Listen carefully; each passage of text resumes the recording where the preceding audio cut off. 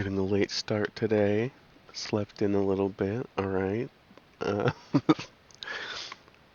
I just woke up, so I'm gonna start, doing this Godot tutorial. This one's 37 minutes. I might also do the next one, which is an hour. This is how to make a basic horror game in Godot. So now that we've got our basic scene set up, let's now set up our player. So what we're going to do is, at the top here, as you can see with our scenes, you can actually press the plus icon here to add a new scene. So we're going to add a new scene, and it's going to be a new 3D scene. And what we're going to do is we're going to rename this to player. So this is going to be our player. And then we're going to right click on the parent node here, and we're going to change the type of it. And we're going to type up character body 3D. And so the character body 3D, this is going to be used for our character controllers controlling, so yeah. Now, what's interesting about creating a script on a character body 3D is it will actually give you a character body 3D movement template. So as you can see here, you can actually toggle the template on or off, and it says character body 3D basic movement. And yeah, so we can basically just have some basic movement already implemented into our scene, and that is really cool about Godot, the fact that it already has like a character body 3D movement script implemented into it by default now.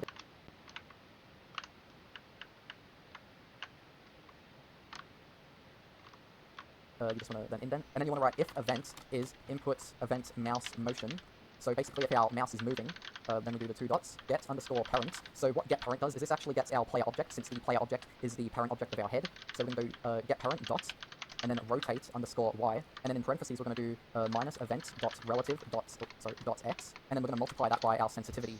And yeah, so that there is us rotating our player on its y-axis, so that just means rotating left and right, based on the left and right movements of our mouse, so yeah.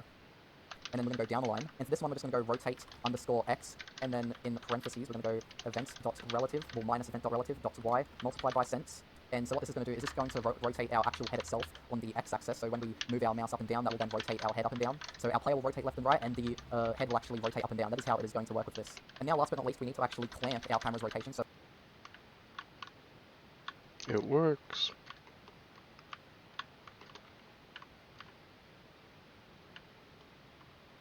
The first part of this tutorial series was pretty disappointing. I didn't learn anything. I could have done it in 5 minutes instead of 33 minutes. I watched the first minute of this video already, and it seems like I am gonna be, if not learning something, I'm gonna be reintroduced to things that I haven't done in a while. adding a flashlight to the player, and we're going to be getting that functioning. So in your player scene, go to your player, and then go add child node, and then search up spotlight, and then this will get out a spotlight. So you can edit some stuff to do with this spotlight. If you click on these drop downs in the properties here, for example, like the spot, you can actually change the range of it. So and then you can change the angle of it as well. We'll change it to 25, and there we go. That looks like a pretty good flashlight. So yeah, and then you can also change the light values of it as well, like the energy and stuff like that, the color, the shadow. If you want it to have shadows, you can choose that. And then we need to add a new action. So I'm going to call this action flashlight. And then if we click on the plus icon here, we can add a key, so then we can actually use the flashlight input. So for my flashlight, I'm going to do F as the flashlight input key. So if the player presses F, then the flashlight will then toggle. So what we're going to do here is in the process function of our flashlight script, since this script is attached to the flashlight itself, we can just use the visible variable in this way. We can just do visible equals not visible, and yeah. So that is how we do a basic flashlight function. Now let's actually see this thing working properly in the scene for itself. So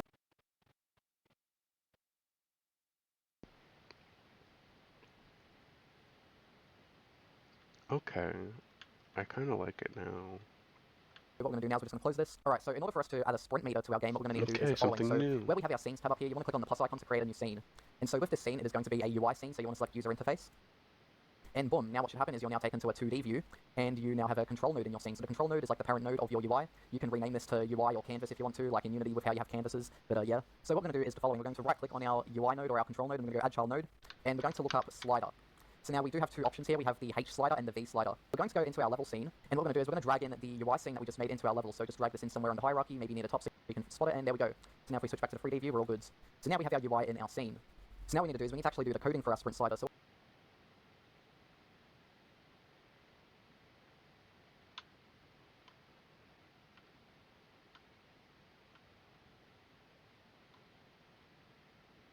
what we're going to do is in our file system explorer, click on your resource folder, then right click and go create new, and then folder, and this will be our materials folder. So now we have our materials folder. So if we click on this and then we right click again, and then we go resource, and then we search standard to get standard material 3D. For now we're just going to be very basic about it. So once you do change up your material color or whatever, just press Ctrl S to save it, and then you should notice your material change in the file system, and then we can start applying it into our level. So I'm just going to, yeah. So that there is adding some basic materials into our scene. So now what is next for us is to make some textures for these materials.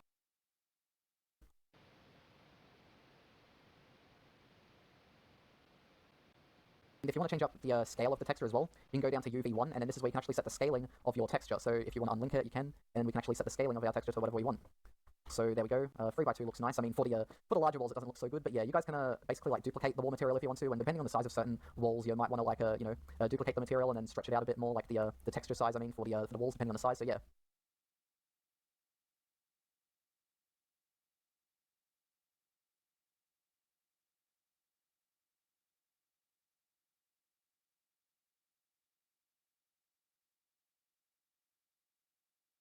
Okay.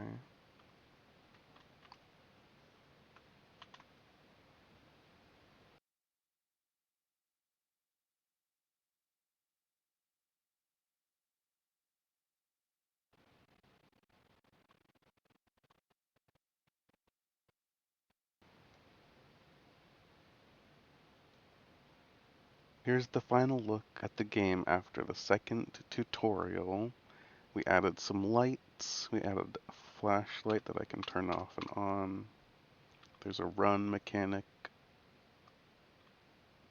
Later today I might do some more tweaking with the stuff that was included in the tutorial to make it a little bit cuter, you know. But who knows? Maybe I won't. That's all for today. Tomorrow, I guess I'm going to do one or two more tutorials, and hopefully I'll learn more than I learned today.